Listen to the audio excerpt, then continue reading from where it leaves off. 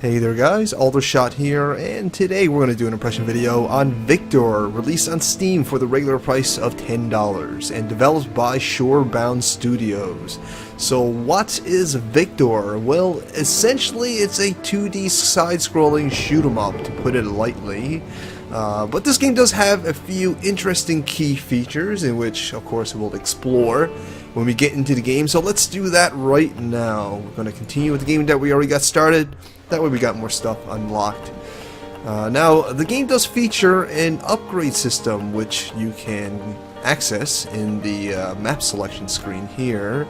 You'll earn gold as you play through the game, and you can use those gold to buy passive effects, as you can see, and that'll help you throughout your gameplay, yada yada yada.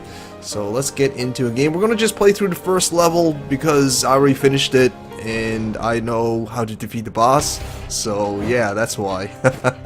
We might explore some of the other ones as well down the road, but anyways, let's get into it. So as you can see, it is a side-scrolling shoot-'em-up, and you play as Viktor, this demon vampire assassin person. He's really pissed off and solves all his problems with shooting things. That's generally how it's gonna go. Now, a few key basic maneuvers here. You obviously have your left and right. This is what they call a dual stick shooter, so you control it with the mouse here, just like that, your cursor. You have your jump and your double jump, and you do have a dodge ability, which will be very, very useful because it helps you bypass walls, or thin walls anyways. It also gives you an extra little boost in your jump. It also allows you to bypass projectiles and any other kind of dangers that might come your way. So it's extremely useful. The gameplay actually focuses around this dodge move quite a bit. And if you haven't noticed already, the music is pretty rockin'. So obviously the game is trying to portray that kind of badass feel that you would when you're playing a vampire. So it has that symphony slash rock music fusion going on. It's actually pretty cool, reminiscent of something like Symphony of the Night, for example, Castlevania, and other crazy badass games like that. So yeah, the music is actually pretty good, and it's not just the music, the overall sound assets generally are pretty good as well. The bullets sound like it has some punch to it, the explosions do as well, and when you get hit and all that sort of stuff, the appropriate sound cues kind of pop up to let you know these important things are happening. So yeah, the sound overall is pretty decent, and the controls are pretty good as well, I must say. It's pretty responsive, at least with the keyboard and mouse. So you do have a controller option, like a gamepad option I mean, and that is a little bit less responsive. I'm going to quickly flick that on just to demonstrate that for you guys. It's nice that we have this option at all, but I'll show you the problem with it. So right now we are in literally dual stick mode because we are using a Xbox 360 controller right now. But the problem here is the aiming becomes much more labored, much harder to kind of adjust, and overall it's just a lot harder to play with the joystick from the controller. You don't get that precision that you would get from the PC's mouse. Now you do have all 8 axes, which is nice when you're using dual stick. Certainly something that the keyboard and mouse kind of lacks, which is unfortunate. But this game is extremely heavy on the gameplay, and I feel that the aiming of the reticle is a little bit more important than having those extra directions. You can compensate on your keyboard and mouse by, of course, hitting left and right, or down and right, or down and left together. That usually do the trick. So we're going to switch back to the keyboard and mouse because I'm really not a fan of playing this type of game with the gamepad. So keyboard controls is what I highly recommend if you do get into the game. So the game is pretty action-packed, pretty full of shooting things. It really is a no-frills game, and it's really all about that. It's pretty light on the story. there's a few puzzle moments as well. I'm probably going to get to some of those before this video ends, demonstrate that. But they're generally, even the puzzles are very action oriented. It kind of keeps you moving, and that's not a bad thing, to be completely honest. When I play a game like this, I don't really want to be spending a whole lot of time solving problems or solving puzzles or sitting through long cutscenes. You know, I really just want to shoot stuff. So yeah, that's what this game is really good at. Now pacing could be an issue. It's possible to kind of get bored of the action, I suppose, but I've yet to reach that degree of you know, actionness, I guess you can say. I've been pretty entertained by this game for the most part from what I've played. And just to be completely transparent in this impression, I have played this for about 2 or 3 hours, so not overly long, but enough to get a good feel for the game. Alright, so yeah, now when you do kill enough mobs, you do fill like a super meter that you'll see right here. Right now it's green, and when that happens, you can hit your special button, whatever that might be, either F or middle mouse button or whatever you bind it to, and that'll release a giant explosion, doing massive amount of damage to any mobs around you. Alright, so there you go. That's basically how the game's gonna play out. But let's talk about the visuals a little bit, because it's definitely something that you guys are paying attention to right now, as it does have a pretty interesting style. This is definitely one of the more actiony puzzles I was talking about. We basically just have to kind of dodge these electricities, get out of the rooms and all that stuff. But anyways, back to what I was saying. So as you can see, it does feature a very stylistic 2D animation kind of aesthetic, and the character models, especially Viktor himself, is pretty well rendered and extremely well animated in my opinion. So it does definitely have a lot of style to it. Not just having really great illustration qualities, but the design of the characters and the mobs itself is actually wonderfully designed. You can tell that they've definitely got some pretty talented artists on the team. So it's not just the visuals, but also the animation. The animation is quite convincing. It does the job quite nice, as far as, you know, trying to portray what they're trying to do and being high quality and all that sort of stuff. Again, this does actually run at a much higher frame rate than what I'm showing right now. This is one of the bosses right now, actually.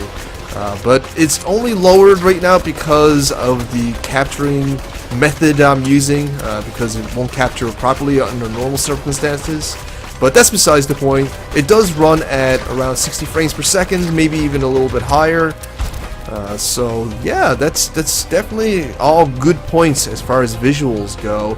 Unfortunately, even though I think it has a lot of great style going for it, even though I think the animation's fantastic, and that the overall character illustrations are really well done, I feel that I'm about to die, actually. Whoops. And I'm dead. You do have a limited amount of lives per level, so do keep that in mind. But anyways, as I was saying, I feel that the environmental design could use a lot of work. It's leaving a lot to the imagination, and I don't mean that in a good way, unfortunately. As you can see, the environment itself is rather bland, to be completely honest. It's just really bricks and a couple of windows and a few platforms. It's really uninspired. It's very, very boring, which is really, really unfortunate because it contrasts the high quality of some of the character sprites in this game. Honestly, judging just from the character sprites, you would think that the art team would pay a lot of attention to. Whoops! I almost died there, or almost fell. You would think the art team would pay more attention to the composition as far as how the level aesthetics look. I feel it is a little bit boring. As I mentioned before, there's really not too much to it. I mean, even this picture frame, they couldn't bother to actually put some sort of painting or pseudo-painting in it. It's just blank and white. So that really goes to illustrate my points. I feel that the overall Level design is good, but the level aesthetics is generally pretty lackluster, which is unfortunate. Now, back to the level design I was just mentioned. It is pretty interesting. You get these really interesting moments like this, which is quite imaginative as far as level design goes, and I do enjoy, I must say, interesting puzzle for sure. But unfortunately, they couldn't really get the aesthetics to match the quality of the design, or even match the quality of the character's illustration design, which is a little bit, it's a little bit annoying, to be completely honest. I expected more when I saw this game originally, as far as level aesthetics go anyways. Again, it's very, very basic looking. I'm not a fan of what they did here. I really could use some more foreground elements to add a certain degree of depth to the illustrations and to the overall style, I think some drapery or something going on, like hanging from these rooftops here, I think that would go a long way. I mean, if you look at games that have influenced this, like Castlevania Symphony of the Night, one of the reasons that it was, you know, hailed not just for amazing gameplay, but also really amazing graphics, amazing 2D graphics during a time where 3D graphics was all the rage. So it really goes to show that a little bit of attention to detail, like from the team from Castlevania Symphony of the Night, can go a long way. You know, like Symphony of the Night, or any of the, even the Metroid games, even the old school Metroid games, there's a lot of stuff going on. There's vines, there's cracks in the walls, you know, there's a lot of little detail that doesn't really add a whole lot to the gameplay, but adds a lot to the overall aesthetics of the game, in which does, you know, have an impact on your overall experience of any game as well. So these things, although admittedly might not be the most important element to a game, probably game design and good level design, and smooth feeling mechanics probably is the most important when it comes to making games like this, but having a very pleasant aesthetic definitely goes a long way to kind of garner attention for any game, or even just to kind of, you know, help with the enjoyment of the game for the player, right? It's really just the contrast of the high quality character sprites against these somewhat bland background elements for the environment that is a little bit off, you know, that caught me a little bit off guard. Now, that's not to say about every level. That is unfortunately the majority of the levels. It is rather bland. It's just one still image in the background, and then you have your middle ground, which is your platform, and where your elements, like your mobs, and where you are, and no foreground elements whatsoever. We'll take a look at Twilight Forest, because this game actually, not this game, but this level actually features a much better looking background. You can tell that this is probably done later in the development, because the team definitely got a little bit more an idea of what they're going for, and because of that, I think it shows in the aesthetics of the game. As you can see, you know, the background elements move with you, which adds a depth of perspective and all that stuff. Still no foreground elements. I really think this game could use some more foreground elements. We got this little shrubbery here as a little bit foreground element, which is nice, but I think it could use a little bit more. I think it would add a lot more to the depth of the aesthetics. Now, I know I'm harping on the look, the presentation, the aesthetics of the game a little bit much for this video, but again, it's only because this game is so much fun mechanically and so gorgeous when it comes to the actual character sprites, that the lackluster environment aesthetics is, again, it's kind of caught me off guard. It doesn't feel appropriate for what seems to be, and what otherwise is, a very high quality game. So yeah, that's pretty much it as far as the aesthetics go. But as you can see, the background elements in this game does look a lot better. There's a lot more characters, there's a lot more stuff going on.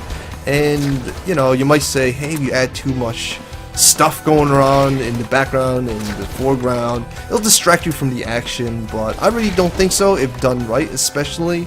especially if you use rules of composition and other crazy arc theory stuff. I just got eaten by a big mothball. So yeah, there you go, guys. That's basically Viktor in a nutshell. To sum it up, it's a very enjoyable action 2D side-scrolling shoot-'em-up. And it can be relatively difficult at times. I'm only playing under normal, and sometimes I have a bit of trouble playing through the level. Now, that's probably because each level only gives you about 2 lives to play with. Once you run out of them, just like that, that's it. Game over. You have to start over, at least from your last checkpoint, anyways. But yeah, there you go. It's relatively difficult without being frustratingly challenging. So there is that. Let's explore another level while we talk a little bit. Let's check out Molten Chasm. But yeah, overall, it's a pretty enjoyable game, I must say. I think it's worth the $10. You know, the action is definitely there. The mechanics are pretty fun for a dual stick shooter. It does have an upgrade system, which will keep you coming back for a bit. And the game looks pretty damn fantastic for the most part, especially the character sprites and some of the later levels like this one here. Definitely looks a little bit more pleasant than some of the dull and somewhat generic earlier levels, which is a little bit unfortunate again. But that's basically Viktor, and I hope you guys found this informative. Hope you guys enjoyed this. If you did, you know, show me some love, like, share, fave, and comment. But most importantly, help me grow. Feed me my vegetables, and subscribe. Thanks for watching, guys. Alder shout out.